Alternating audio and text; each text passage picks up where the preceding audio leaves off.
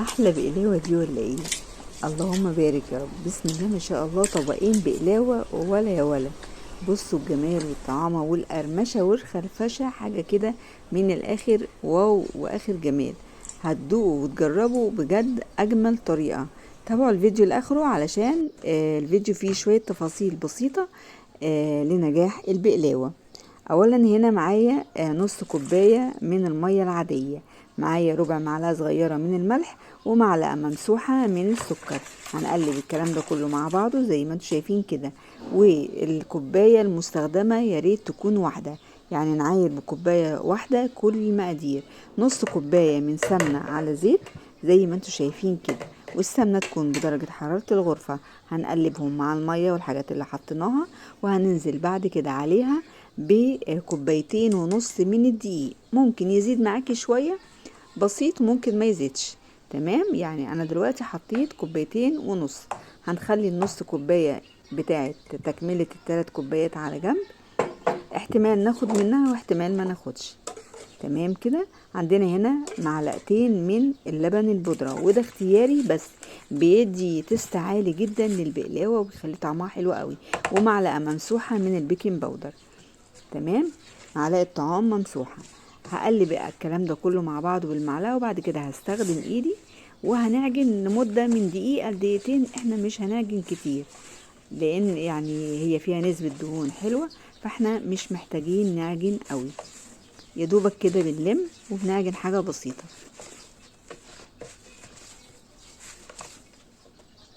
احتاجت معايا معلقة او معلقتين من المية هحطهم برضو. ما تبالغوش في المية، احنا عايزين عجينة تكون متماسكة وما بتلزقش، ما بتلزقش في الايد يعني.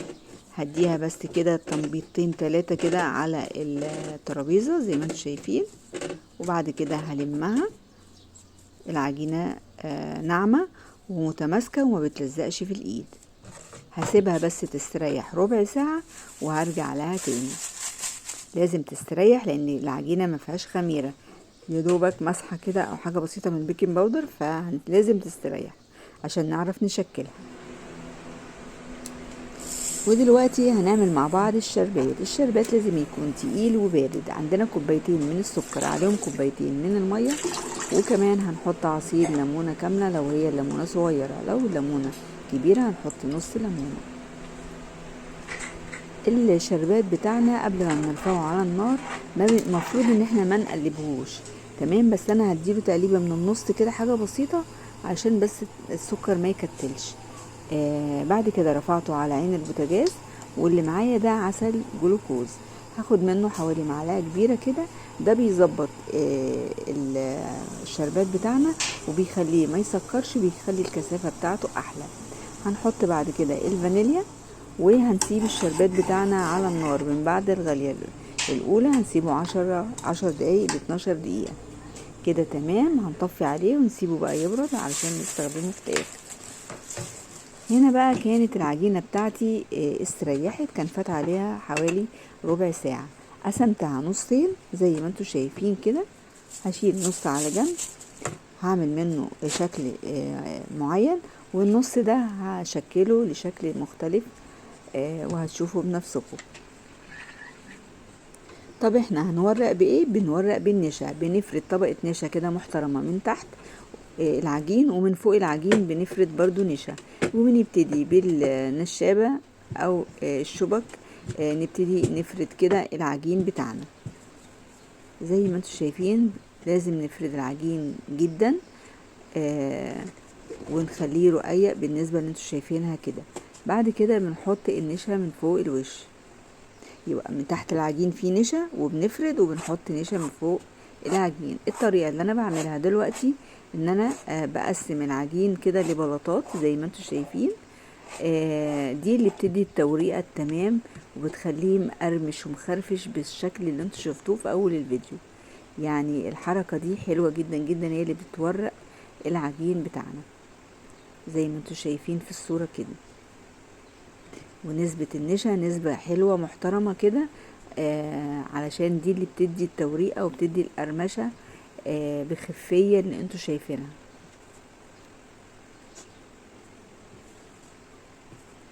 جمعنا العجينة بالمنظر اللي انتوا شايفينه الجميل ده، وهنحطها في الطبق. طبق طبعا برضو مرشوش بالنشا من تحت، وعليها بقى كيس نايلون كده ونغطيها، ونعمل الجزء التاني من العجينة.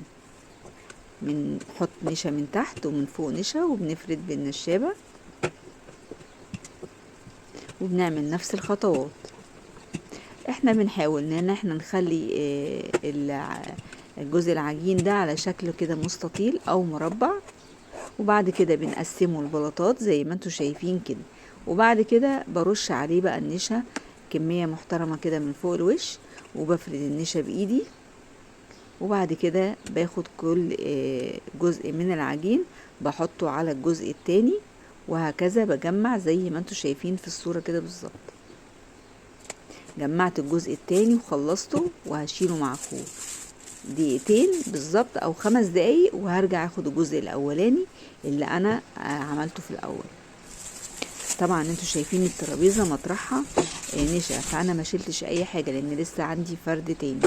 اخدت العجينه التانية وهفردها، وخلاص كده مرحله النشا كده عدت. بس هنحط حاجه بسيطه علشان بس ايه ما يبقاش فيه تلزيقه وانا بفرد بالنشابه. ابتدي بقى افرد على شكل مربع علشان بعد كده نشكلها او نقطعها بالتقطيع اللي احنا عايزينه. تقدري تشكليها باي مقطع عندك، او تعملي زي انا ما بعمل كده. هنبتدي نقسم العجينة، يعني لو فيها زيادات كده في الجوانب عشان ننسقها يبقى شكلها حلو. وبعد كده هنظبط القطعية بتاعتها. ممكن تستغني عن الخطوة دي ان انت تشيلي جزء من الجوانب وتقصيها او تقطعيها التقطيعة اللي انت حباها، لو ده ما يفرقش معاكي. انا بس عشان اظبط الشكل والشكل يبقى شكله حلو قدام الكاميرا. تمام.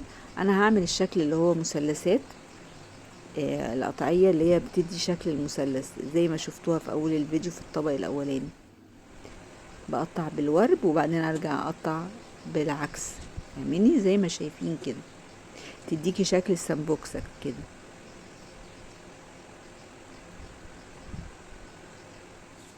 طبعا الصورة بتتكلم. وعندي هنا صاج الفرن 30 في 40.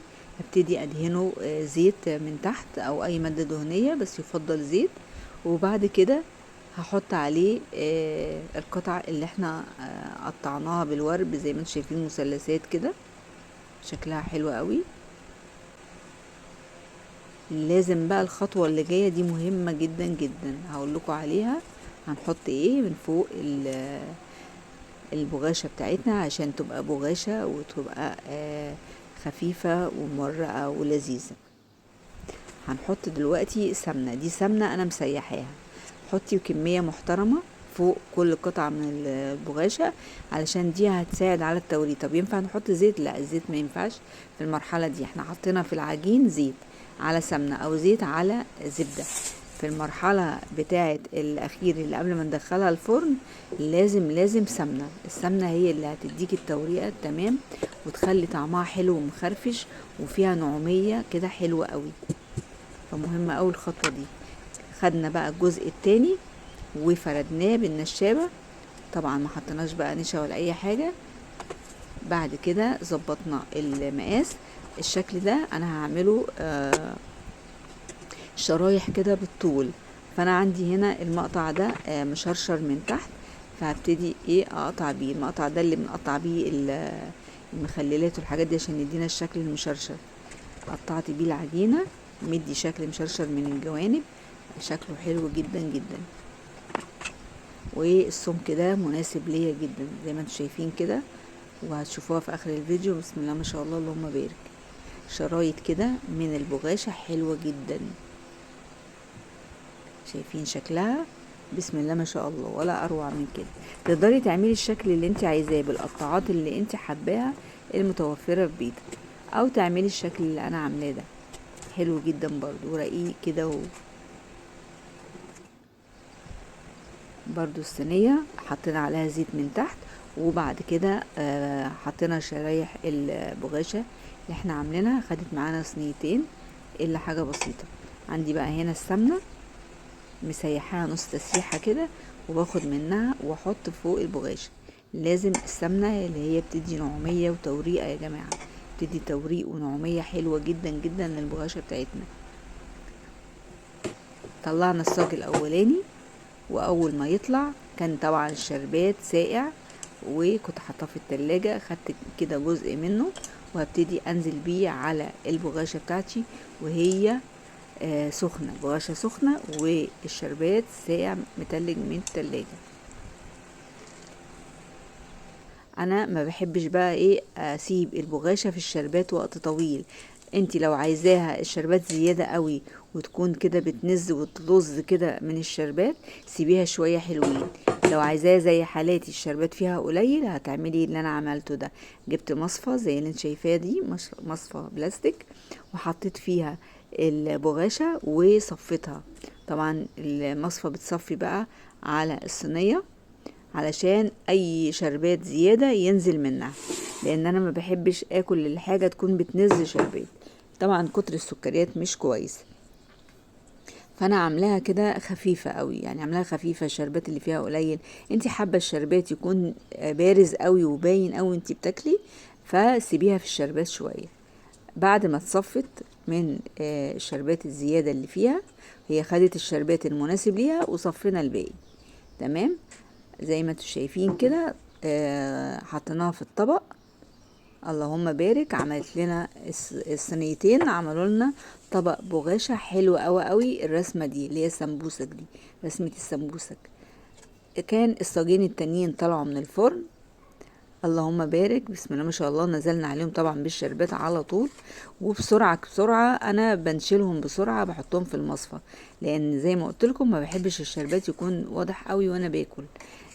تقدري انتي لو مش حابة الحكاية دي تقدري تعملي العكس، اللي هو تسيبيهم في الشربات شوية. صفيتهم وهبتدي ارصهم في الطبق. طبعا انا طلعت صاج واحد من الرسمة التانية دي اللي هي بالطول، فهفضيه في قلب الطبق. تمام زي ما انتم شايفين كده. بسم الله ما شاء الله. عقبال ما الطبق الصاج التاني يطلع هبتدي ارصه مع اخواته. عندي هنا بقى ده الجرنشة دي عبارة عن فستق مجروش عليه سوداني مجروش عليه نسبة لون اخضر بسيط، ودخلتهم الفرن حمصتهم، وبعد كده رشيت عليه على البغاشة بتاعتي عشان تدينا الشكل الحلو اللي احنا بنشوفه في المحلات اللي بيبهرنا ده، زي ما انتم شايفين كده. ايه رأيكم بقى؟ اللهم بارك، بسم الله ما شاء الله. حاجة كده ولا اروع من كده بجد. كانت طعمها حكاية، شكلها حلو قوي، مفرح قوي. حلو قوي ان انتي تعملي حاجة زي كده في بيتك. الحاجة دي معروف البغاشة ما بتطلعش حلوة قوي، مش اي حد بيعرف يطلعها بالجمال ده. بنجيبها من المحلات، بنبقوا مبهورين بيها، عايزين ناكل بغاشة ومش عارفين نعملها. تقدري تعملي البغاشة من قلب بيتك بمنتهى السهولة والبساطة، وكمان بمكونات سهلة قوي وبسيطة ومش مكلفة. يعني احنا ما حطيناش بيض مثلا، ما حطيناش زبدة غالية، ما حطيناش حاجات بس طبعا كل ما بتحطي مادة دهنية طعمها حلو وغالية، كل ما بتديكي تيست عالي وطعم حلو للحاجة اللي انت عاملاها. البغاشة من الحاجات، من الحلويات الشرقية اللي بتحب السمنة او الزبدة يكونوا حاجة كده بجودة عالية، عشان وانتي بتاكلي بتبقى باينة فيها قوي. الحلويات الشرقية بتبقى عايزة سمنة او زبدة تكون عالية الجودة. بجد بجد طلع حكاية. انا عايزة اقول لكم مقرمشة ومخرفشة من جوه، اخر جمال.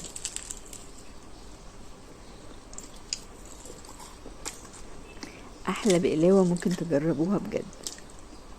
اللهم بارك. كنت معاكم عزة سعيد من مطبخ وصفة، واسيبكم على خير، واتمنى الوصفة بتاعتي تعجبكم، وكل سنة وانتم طيبين، وباي باي.